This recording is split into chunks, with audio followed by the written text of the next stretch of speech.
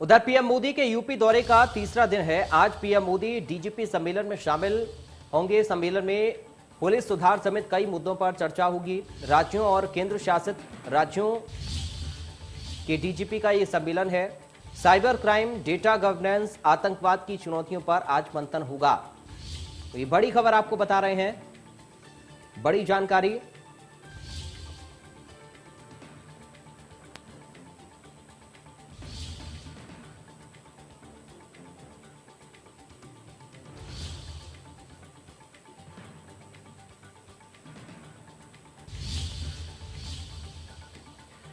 और साथ संवाददाता रजनीश पांडे इस खबर पर लाइव जुड़ गए हैं लखनऊ से।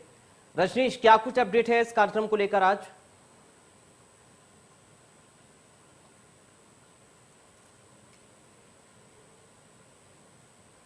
रजनीश, आपकी आवाज नहीं आ रही है, आप अनम्यूट करिए अगर आप म्यूट है तो।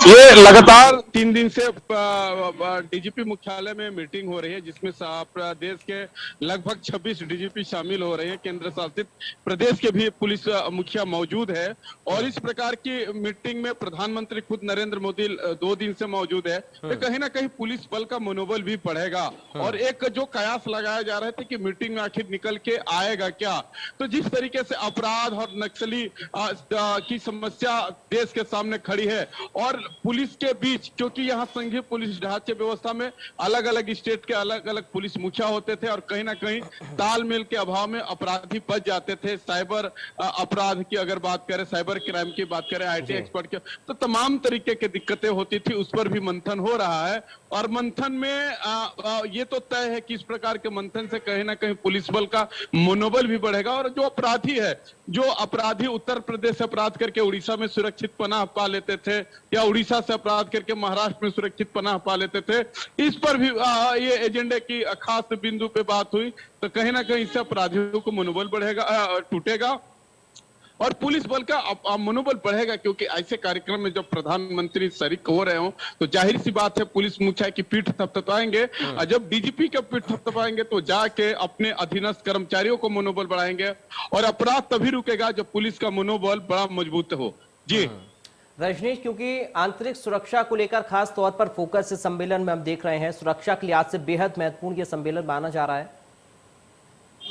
देखिए, आंतरिक सुरक्षा हमेशा देश के लिए एक विकट समस्या रही है, क्योंकि समय समय पर तमाम स्लीपर मॉड्यूल, एटीएस, एनआईए द्वारा गिरफ्तारी भी होती रही है, चाहे लोकल पुलिस के द्वारा। तो एक बड़ा ही चैलेंज था कि आप अक्सर खबरों में आता है कि भागलपुर का स्लीप मॉड्यूल उत्तर प्रदेश में पनाह लिया है। तभी ये होगा जब एक दूसरे के पुलिस, एक दूसरे स्टेट के पुलिस एक दूसरे से सूचना साझा करेगी, तभी ये संभव हो पाएगा कि ऐसे अपराध रुके। तो कहीं ना कहीं इस पर भी मंथन हो रहा है और मैंने पहले ही कहा कि इस प्रकार के जो परिणाम होते हैं बड़ा सुखद होते हैं और उम्मीद की जा रही है कि आज से, हालांकि पुलिसिंग का फेस बदल रहा है, लेकिन कहीं ना कहीं मीटिंग से जोश जरूर रहेगा और इस जोश का भी परिणाम आपको दिखेगा। पराग बिल्कुल। और इस सम्मेलन को लेकर और खास बात आप क्या कुछ देख रहे हैं? कौन सा और ऐसा महत्वपूर्ण मुद्दा इस सम्मेलन में उठाया गया है या फिर उस पर चर्चा हुई है, उस पर मंथन हुआ है, जो कि और ज्यादा महत्वपूर्ण उत्तर प्रदेश के लिहाज से रजनीश हो जाता है? देखिए, उत्तर प्रदेश का जो सबसे बड़ी चीज है कि उत्तर प्रदेश कुछ मामलों में अति संवेदनशील रहा है, क्योंकि यहाँ पे अयोध्या, काशी विश्वनाथ और मथुरा ऐसे जगह रहे हैं जो हमेशा से आतंकियों के निशाने पे रहे हैं। चाहे हमेशा से इनपुट भी रहा है आईबी का कि कभी भी।